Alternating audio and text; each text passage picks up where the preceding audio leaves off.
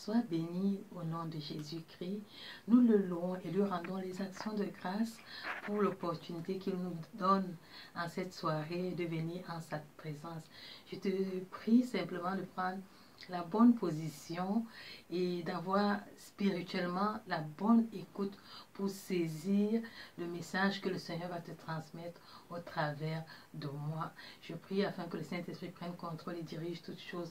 Nous donnons vraiment la première place au Saint-Esprit, que je ne sois qu'un instrument entre ses mains et que pendant que tu vas écouter, que le Saint-Esprit fasse son œuvre dans ton cœur pour transformer.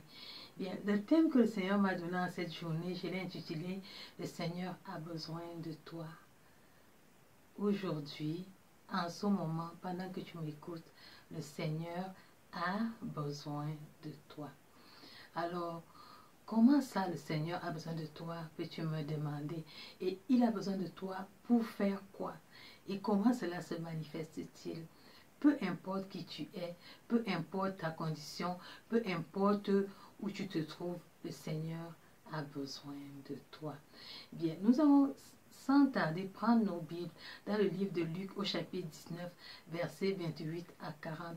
Nous allons comprendre quelque chose de merveilleux au travers de cette lecture. Prends ta Bible avec moi.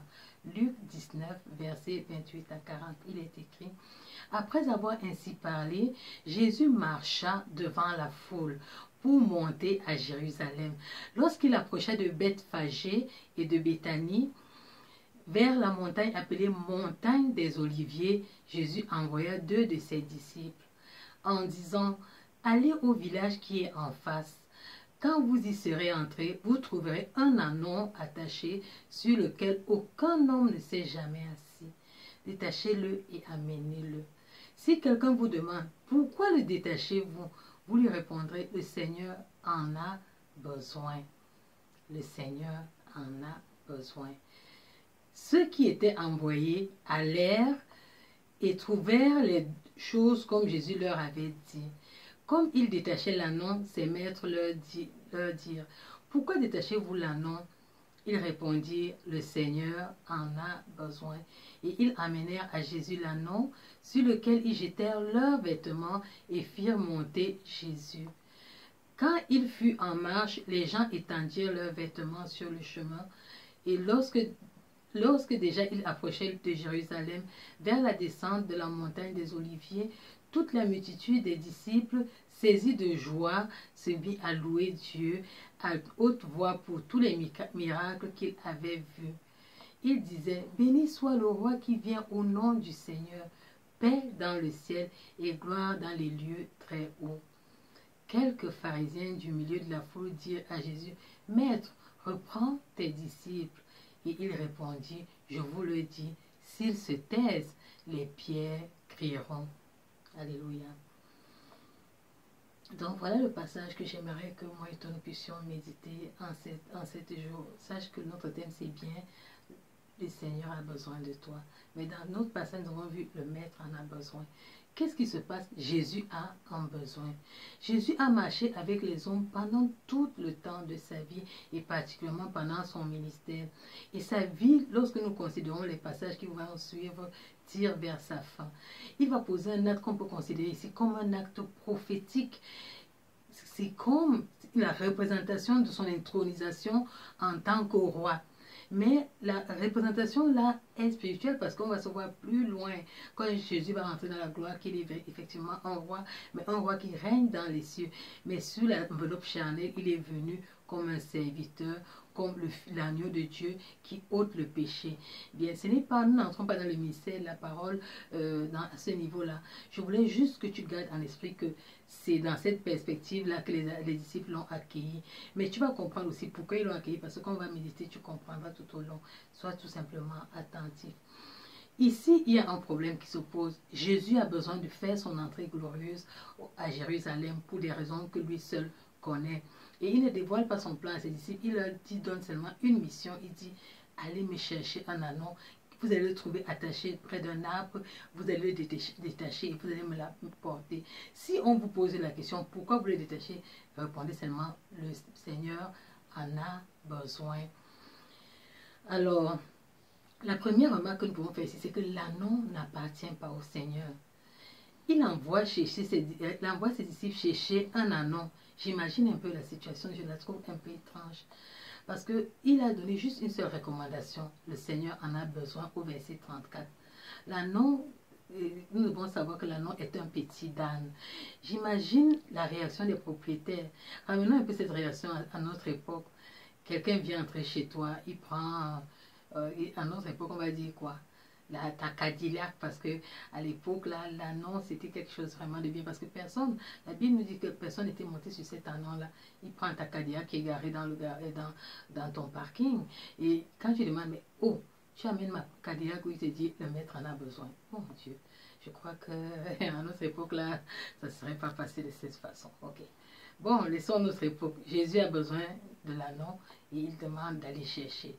Et les disciples, c'est curieux, ne demandent même pas, tu vas me faire quoi avec l'anneau que tu nous envoies là?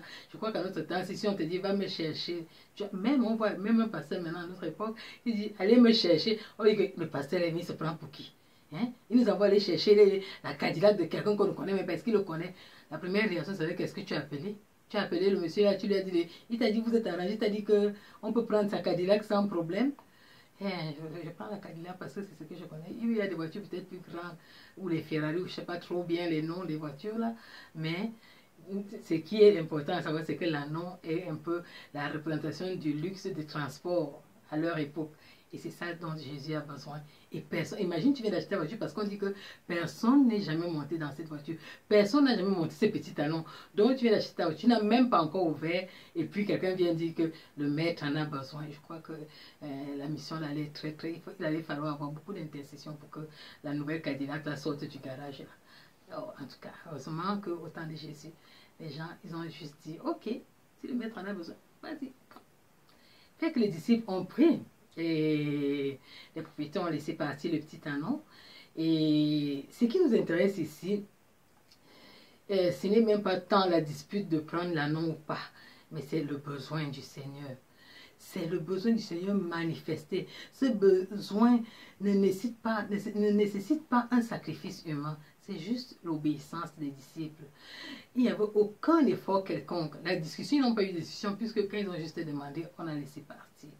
Juste leur obéissance a demandé, allez me chercher un anneau à un endroit précis, détachez-le. Ne demandez rien à personne, mais détachez-le seulement. Et si on vous demande, donc il y avait une condition, s'il fallait qu'on leur demande, si on ne vous a pas demandé, vous ne faites rien, vous prenez seulement l'anneau, vous venez. Et ce qui est merveilleux, c'est que tel que le Seigneur a dit, c'est comme ça que ça s'est passé, il n'y a pas eu de virgule, il n'y a pas eu de point. Ils sont voulu aller, ils ont pris l'anneau. J'insiste sur ça, parce que si vous allez comprendre pourquoi j'insiste dans ces petits détails-là. Les disciples obéissent ici là. La consigne est claire. La prévision de ce qui allait se passer est claire. La démarche est claire pour y parvenir. Et les disciples ont obéi. Et ça s'est passé textuellement comme le Seigneur avait demandé. Donc tout est bien qui finit bien. Et la suite, nous l'avons lu. Il est entré en toute gloire, en triomphant à Jérusalem. Le mystère de son entrée glorieuse à Jérusalem, ce n'est pas l'objet de notre méditation. Revenons simplement à quelques paroles de 2 versets qui ont fortement attiré notre attention et qui font l'objet de notre méditation.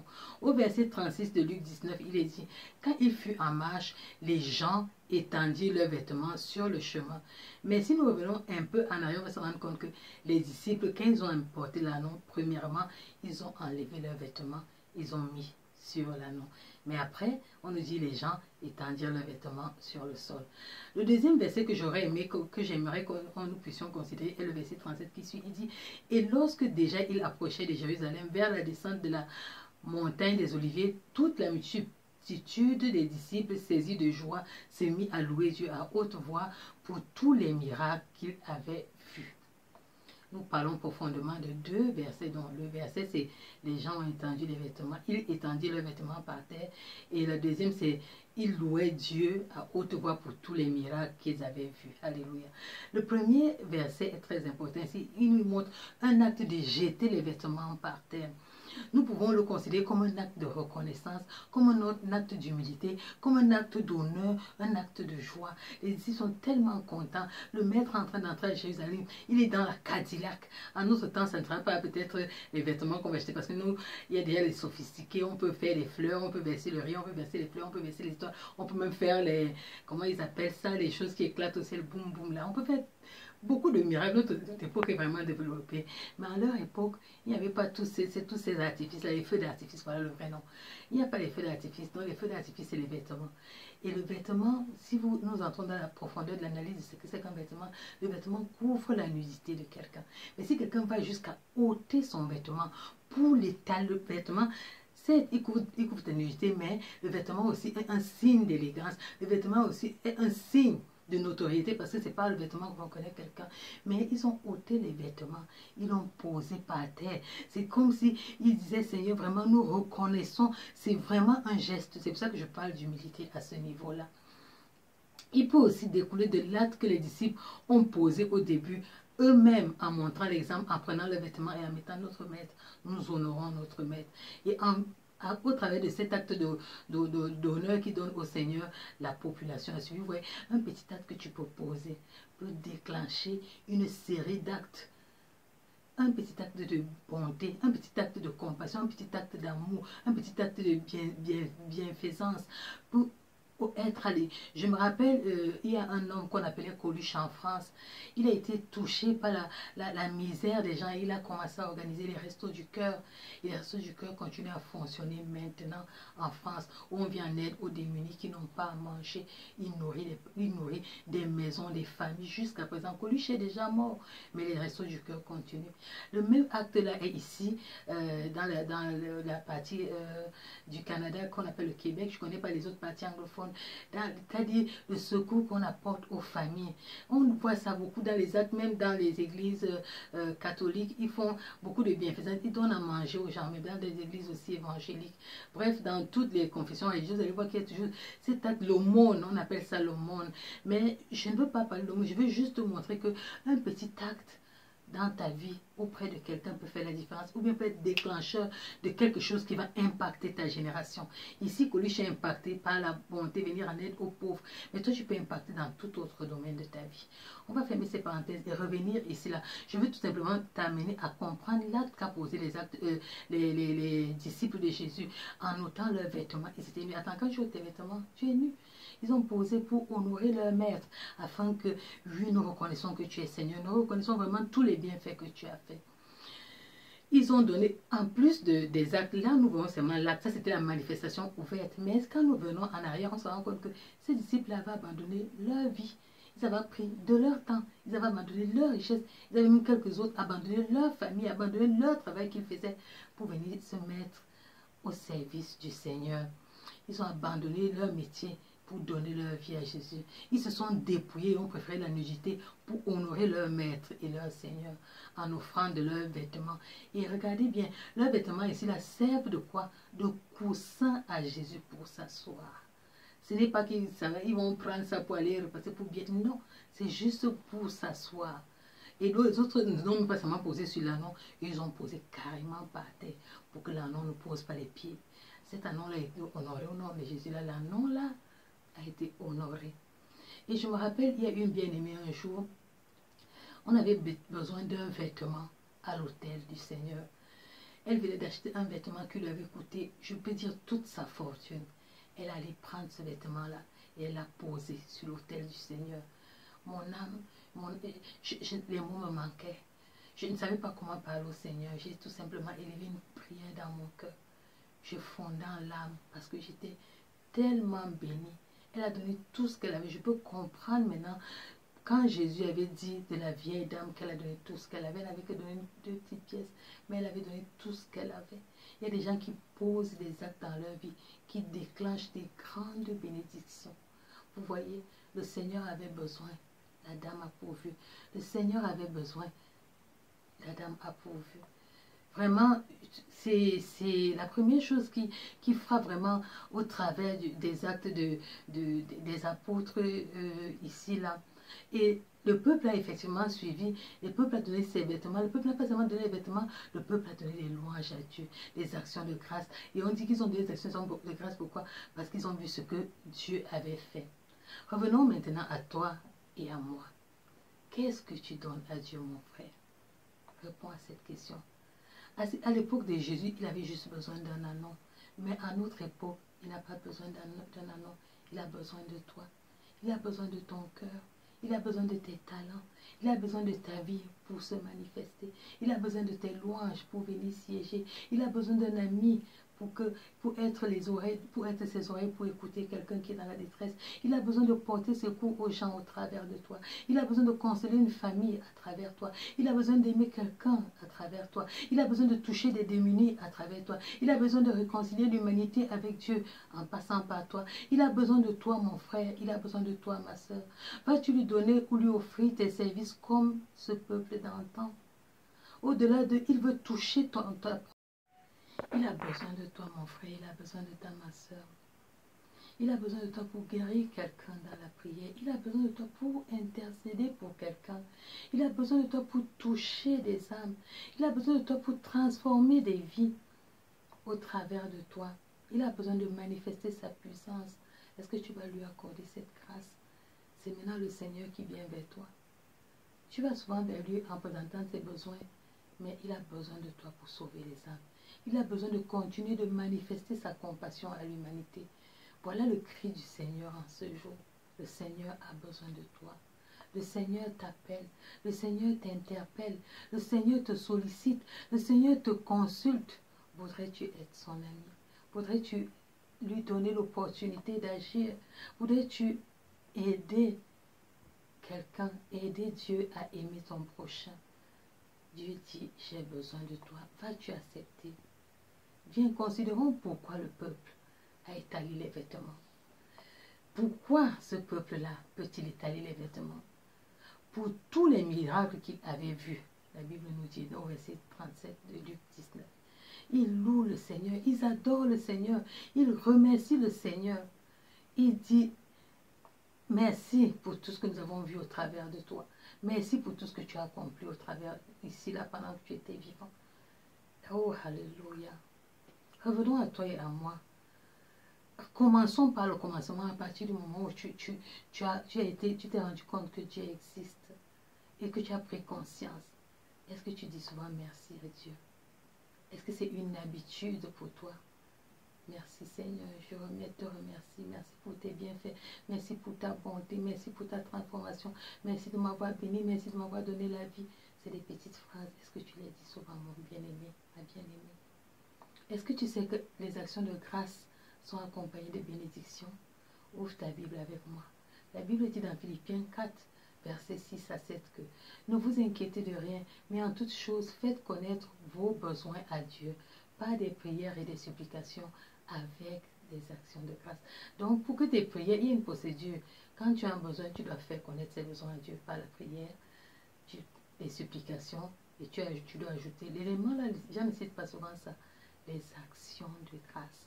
Après avoir demandé quelque chose à Dieu, tu dois faire des actions de grâce. Dis merci. Et la paix de Dieu qui surpasse toute intelligence gardera vos cœurs et vos pensées en Jésus-Christ. Tu vois, la bénédiction de prier, faire des supplications avec des actions de grâce, c'est que la paix de Dieu te sera donnée. Ça va garder ton cœur en Christ. Et ça va aussi garder tes pensées. Donc, la paix de Dieu qui vient de tes actions de grâce après la prière, garde ton cœur et garde tes pensées. Alléluia.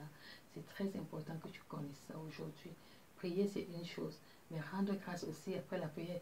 En fait, rendre grâce à Dieu après ta prière, c'est un acte de foi. C'est un acte de reconnaissance que ce que tu as demandé, Dieu a exaucé. Merci, Papa, parce que tu as exaucé. Et tu verras que tu auras la paix. Alors, es-tu abattu? Le remède sont les actions de grâce et la louange. En repassant les bienfaits de Dieu, ça te donnera non seulement la paix, mais ça te donnera aussi l'espoir. Dans Lamentation chapitre 3, verset 21 à 23, il est écrit, « Voici ce que je veux repasser en mon cœur, ce qui me donnera de l'espérance. Les bontés de l'Éternel ne sont pas épuisées, ses compassions ne sont pas à leur terme. Elles se renouvellent chaque matin. Oh, que ta fidélité est grande. » Donc, pendant que tu rends grâce à Dieu, voilà ce que tu dois passer. Les bontés de l'Éternel ne sont pas épuisées.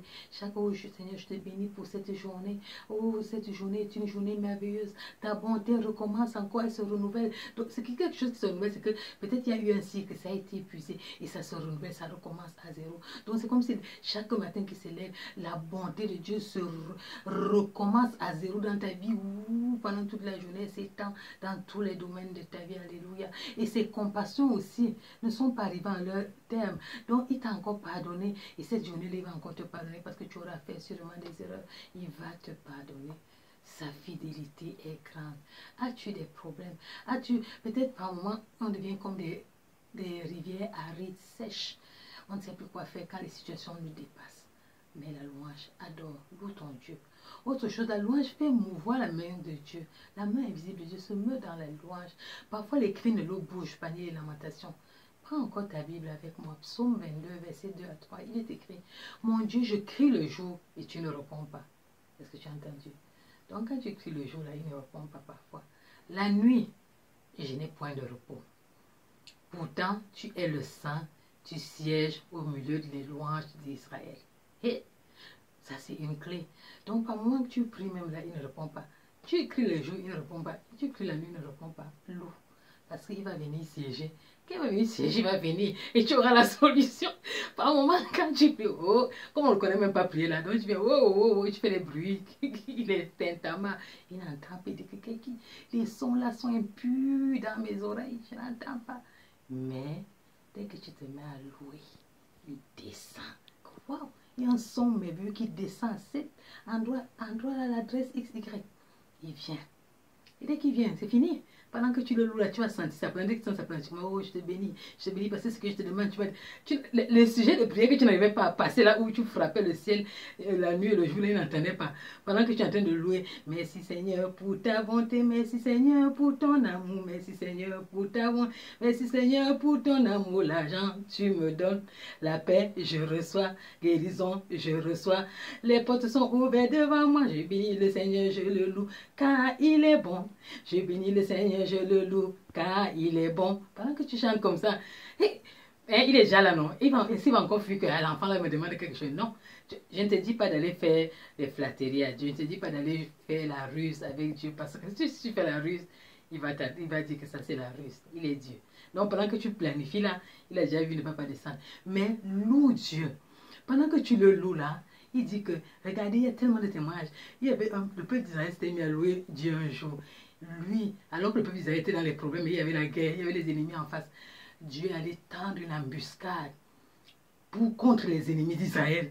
Pendant que le peuple d'Israël louait, il est bon de louer Dieu.